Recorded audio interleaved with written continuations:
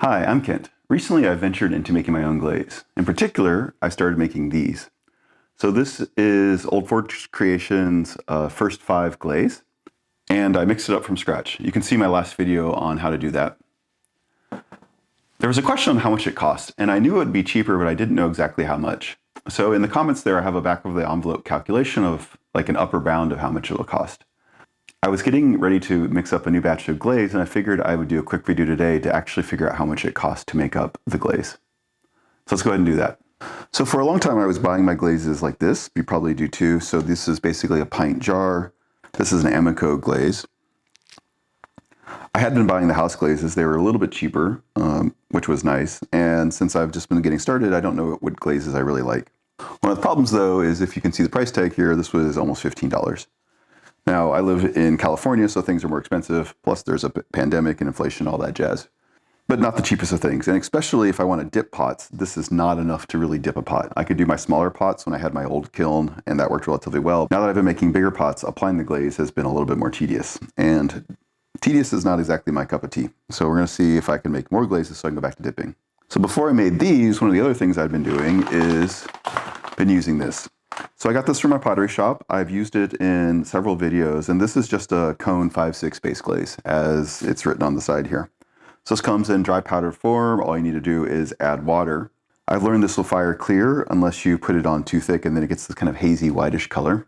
And I've used this to add, for instance, mason stains too. So I've made like a black glaze by adding black mason stain into this glaze, and it worked pretty well. However, I have no idea what's actually inside of here. And one thing I know about glaze is it's all about chemistry. And I don't know much about chemistry, but my chances of being able to add kind of random oxides into this and getting the color I want are not as great as if I made up my own glaze.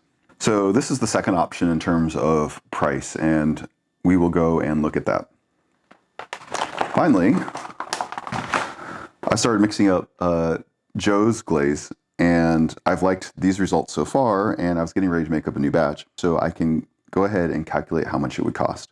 So here I've measured up everything I need to make a new batch. This is going to be a 1 kilogram batch. And what I was missing before was the conversion between mass, which is how this is measured up. So this is 1 kilogram of dry ingredients and 900 grams or 900 milliliters of water. I need to mix this all together, and we'll do that next. But I don't know what the resulting volume of glaze is. And if I want to, say, compare to a pint of store-bought glaze, I need to know the volume. So I'm going to go ahead and do that. I'm going to put on my respirator and mix up this batch of glaze, and then we're going to measure out 190 grams, which would be the same as 100 grams of the dry ingredients and 90 grams of water, and see what volume that is.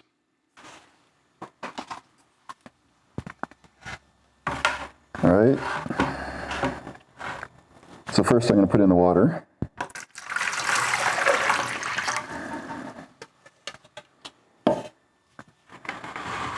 And then we will slowly add the dry ingredients. And I'm going to use my immersion blender to mix this up, but I don't have the head attached right now, so I can use this as a stir stick.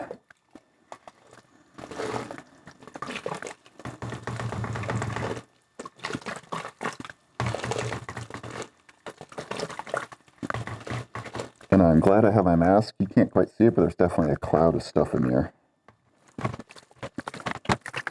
All right, that's everything in. I'm going to let the dust settle, and then I can take off my mask. All right, that's better. So now we can go ahead and mix this all up. I'll use my immersion blender.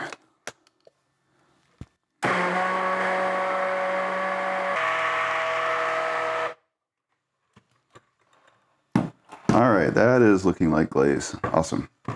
So this is just the base glaze. It doesn't have any of the oxides in it. I have learned this one fires slightly opaque, a little bit whitish. I think that's the titanium dioxide in there. I suspect without that it would fire completely clear, more like this base glaze. So now what I want to do is measure out 190 grams of this and see how much volume it takes up.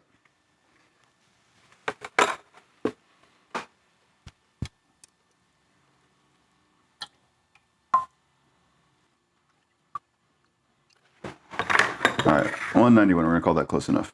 So now the question is, how much volume does this take? This doesn't have very precise measurements on the side. So another cup here. Let's see if we can do better.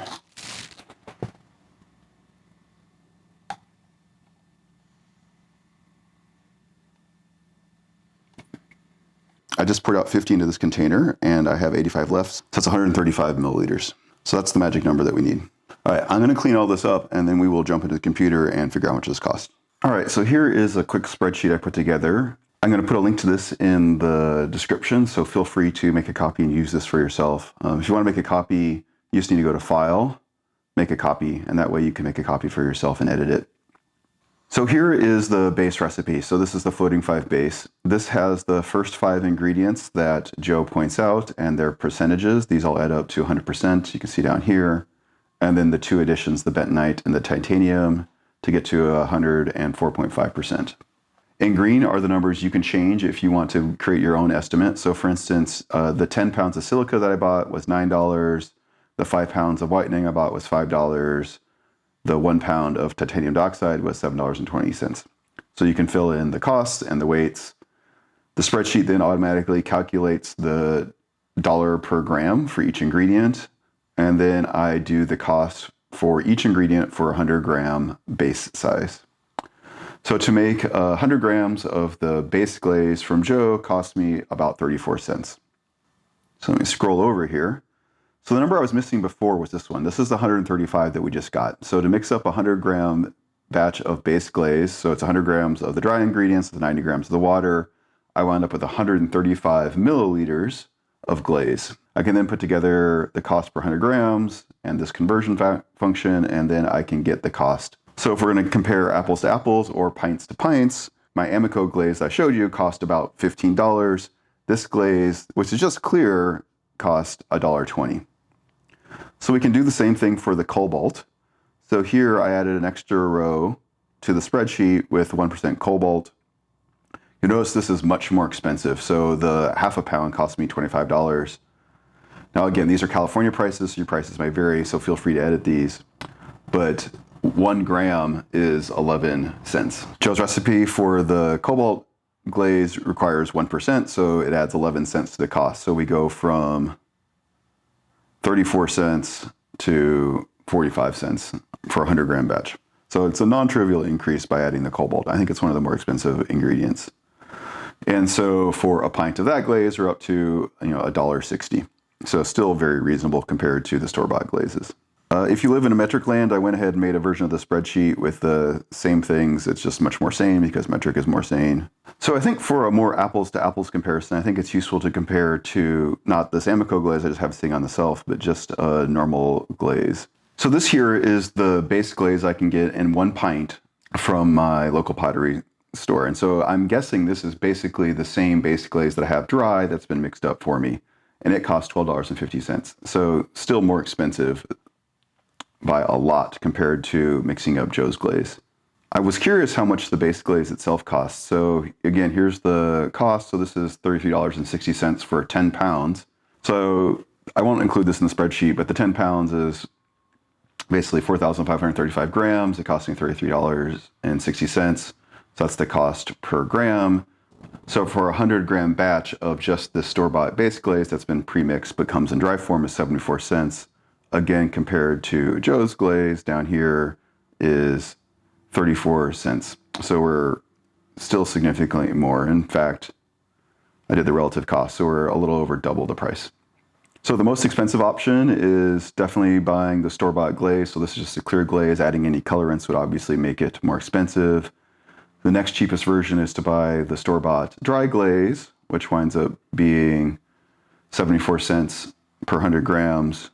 Joe's glaze comes in much cheaper at 34 cents per 100 grams. And the big advantage is now I have control over this. I know exactly what's inside of it, and I can manipulate it as needed. So for instance, we can make the cobalt glaze. It's 45 cents per 100 grams, and it comes up to a whopping $1.59 per pint. Or I can get a whole gallon for the same as it cost me a pint. So way, way, way cheaper.